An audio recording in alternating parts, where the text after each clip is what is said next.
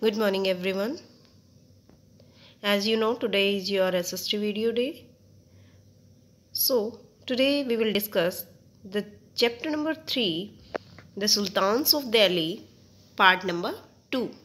In last video we discussed about the part number 1 of the Delhi Sultans. Now we start.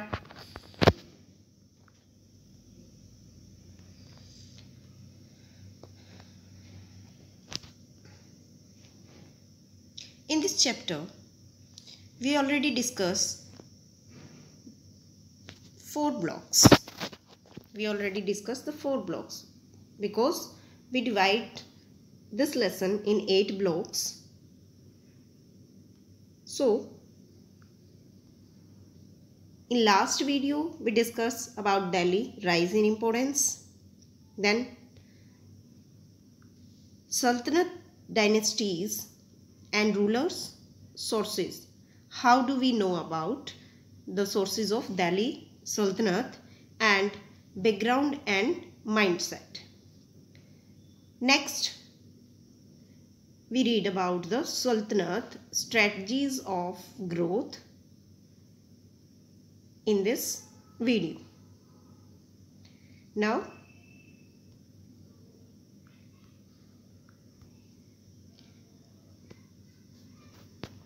strategies for growth. We divide its 2 parts. First is early rule and second is expansion. जो strategies of growth है उनको हम 2 parts में divide करते हैं. First, we know the meaning of hinterland.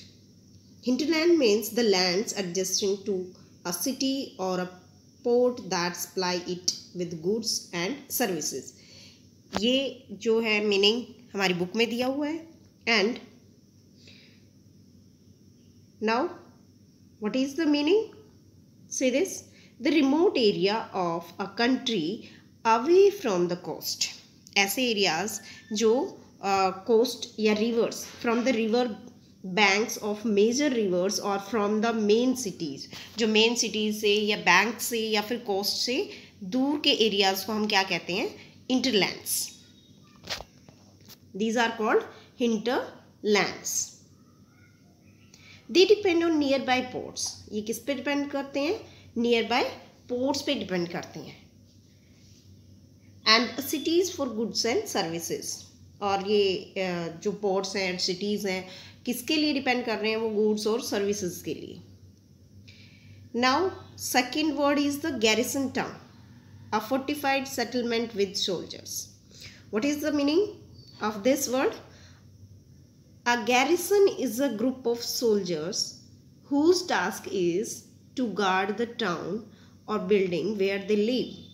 Garrison क्या था? एक group of soldiers था जो क्या करता था? उस town को guard करता था, save करता था, buildings को save करता था. And where they live, और जहाँ पर वो रहते थे, this is also called a garrison. Garrison ऐसी buildings थी, the buildings where the soldiers live is also called a garrison. And fortify means होता है more stronger, made stronger or more secure. उस place को to protect against attack से क्या बनाना? Strong banana. It is called fortified. These are the places which are fortified places. इनको क्या कहते थे? Garrison town. जो सोल्जर्स के लिए बनाई गई थी और जो अटैक से या फिर अपनी सेफ्टी के लिए बनाए जाते हैं उनको कहते हैं fortified place. Now early rules के बारे में हमने जो किया था बिगनिंग्स ऑफ 13th सेंचुरी, जो दिल्ली सल्तनत थी, sultans only controlled heavily fortified towns occupied by garrisons. जो सुल्तान्स थे वो फोर्टिफाइड, इट मीन्स जो सेफ प्लेस थे, जो सेफ प्लेसेस थे उन्हीं पे क्या करते थे? कंट्रोल रखते थे, उन गैरिसन्स पे कंट्रोल रखते थे. And the sultans didn't control hinterlands. जो हिंटरलैंड्स थे, हिंटरलैंड्स का मीनिंग हमने अभी किया था. Hinterlands the lands away from the coast और रिवर बैंक से जो फार अवे, इट मीन्स दूर होते थे, उन पे उनका कंट्रोल क्या होता था? कम होता था हिंटरलैंड जो सिटीज़ थी। Therefore for supply the sultan were only dependent on trade, tribute और plunder. The sultan also faced many problems, क्योंकि अगर वो हिंटरलैंड्स पे अपना कंट्रोल बनाते तो उससे उनको क्या होती थी, बहुत सारी प्रॉब्लम्स होती थी। First is the control. Controlling garrison towns in distance Bengal and Sindh from Delhi was extremely difficult, क्योंकि जो दूर के एरियाज़ होते हैं उन पर कंट्रोल करना क्या होता है, डिफ़िकल्ट होता है। Second thing is communication was not very evolved. इससे क्या होती थी, कम्युनिकेशन जल्दी नहीं हो पाती थी। एंड एनी स्मॉल और big things like rebellion, war और even bad weather could snap the fragile communication routes, क्योंकि कोई भी या तो कोई रिबेलियन क्रांति वगैरह, वॉर वगैरह हो जाता तो उसका क्या होता था, या फिर बैड वेदर, ये भी क्या करते थे, difficulty. Next thing is invasion. The sultan's authority was also challenged by Mongols, जो मंगोल थे इन्वेजन फ्रॉम पाकिस्तान से जो करते थे, and by governors who rebelled at any sign of the sultan's weakness. और जो गवर्नर्स होते थे उन प्लेसेस, उन रेंज के, वो क्या करते थे, वो अगर ये देखते कि भाई जो सुल्तान्स हैं वो वीक पड़ रहे हैं तो वो क्या करते थे, रिबेल कर देते थे, क्रांति कर देते थे वहाँ पे क्योंकि वो अपने आप को क्या बनाना चाहते थे, पावरफुल बनाना चाहते थे। एंड द सल्तनत बेयरली survived these challenges. These are the problems. Next part is expansion. Strategies को हमने 2 parts में डिवाइड किया था। First is early rule, second is expansion. Expansion जो था वो किस की टाइम पीरियड के दौरान हुआ था, वो था Ghiyasuddin Balban. It means the consolidation. Consolidation means होता है कंबाइनिंग और merging thing to make them strong. किसी भी चीज़ को कंबाइन करना या मर्ज करना, उसको स्ट्रॉन्ग बनाने के लिए। End of the Delhi Sultanat empire happened under Ghiyasuddin Balban. और जो दिल्ली सल्तनत थी उस टाइम पीरियड के दौरान उसका एक्सपेंशन सबसे ज़्यादा कौन से रूलर के अंडर हुआ था, वो थे ग्यासुद्दीन बलबन। एंड नेक्स्ट, जो ग्यासुद्दीन बलबन थे उन्होंने अपने जो एरिया था, जो रीजन था उनका, उसको क्या किया था, एक्सपेंड किया था। Further expansion of the Delhi सल्तनत happened under Alauddin Khilji and Mohammad Tughlaq. और जो दूसरी एक्सपेंशन हुई थी वो दिल्ली सल्तनत के अंदर वो अलाउद्दीन खिलजी और मोहम्मद तुगलक ने की थी। And the expansion of the Delhi sultans can be broadly categorised as 2 sets. और जो एक्सपेंशन हुई वो 2 पार्ट्स में डिवाइड की। First set of expansion is along the internal frontier. Second is set of expansion external. First क्या थी, internal, and second external. External frontier. Frontier means, next word is frontier. Frontier means होता है border. These are the 2 expansions. What is the difference between 2? First set aim was along the internal frontier of the sultanate. क्योंकि जो ये first set था इनका, वो क्या था, उसमें internal frontier, it means internal borders पे ही कंट्रोल किया गया। एंड एम क्या था उसका, to consolidate the hinterlands of the garrison town. The sultan controlled the garrison towns earlier, now they were expanding to the inland areas just next to these garrison towns. उनका aim क्या था, जो hinterlands, जो दूर के, जो far away के जो प्लेसेस थे उनको मर्ज करना, उन गैरिसन टाउन्स पे अपना कंट्रोल करना। एंड द सेकंड सेट, जो सेकंड सेट था along the external frontier of the, internal के साथ एक्सटर्नल जो बॉर्डर्स थी उन पे भी कंट्रोल करना। एम क्या था, to send military expedition to distance places of the subcontinent. और अपने मिलिट्री के जो प्लेसेस थे, जो मिलिट्री थी, उसको एक्सपेंड करके वहाँ पर उनको सेट करना।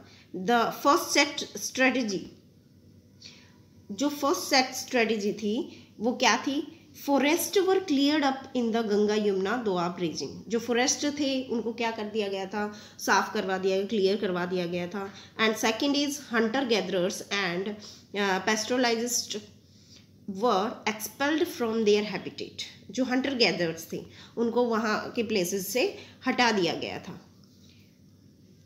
These are the 2 strategies for these campaign. Second thing, The third part, this land was given to peasants and agriculture was increased, और इस लैंड को क्लियर करा के किसको दिया गया, पीजेंट्स को, एग्रीकल्चर के लिए. And new Forester's, garrison towns and were established to protect trade routes, and second thing is to promote regional trade. और जो ये फॉरेस्ट कैरिसन टाउन्स बनाए गए उनको एस्टेब्लिश किया गया किसको प्रोटेक्ट करने के लिए, अपने ट्रेड रूट को प्रोटेक्ट करने के लिए और रीजनल ट्रेड को प्रमोट करने के लिए. ये स्ट्रेटजीज अपनाई गई थी इसके अंदर. नेक्स्ट थिंग इज जो फोर्टिफाइड जो प्लेसेस थे उनको और सिक्योर किया गया बाय दीज स्ट्रेटजीज. सी जो फार अवे के जो प्लेसेस थे उन पे भी क्या किया गया, कंट्रोल किया गया. सेकेंड स्ट्रेटजीज क्या थी, first is the military expedition. First is the military expedition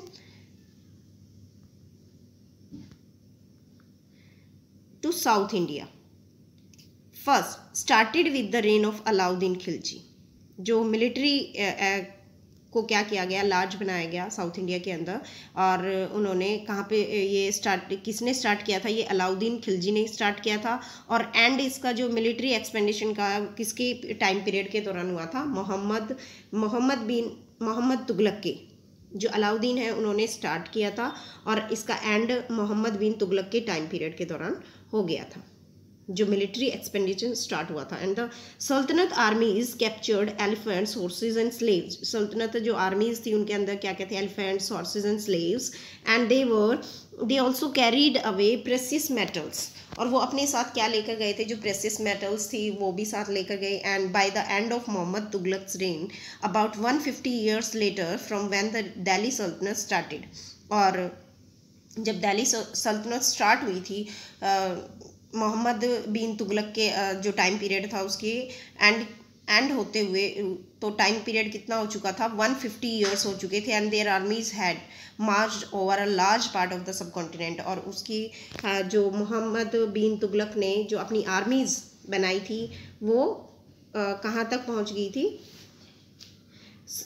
half large part of सब कॉन्टिनेंट तक वो एक्सपेंड हो चुकी थी. एंड जो ये तुगलक डायनेस्टीज थी, खिलजी डायनेस्टीज थी, उस टाइम पीरियड के दौरान दिल्ली सल्तनत के क्या थी, वो स्टार्ट हो चुकी थी. इट मीन्स उसका एंड होने वाला था जो सल्तनत डायनेस्टी थी. So student, this is the part number 2. Watch this video carefully and find out the IQ. Thank you everyone.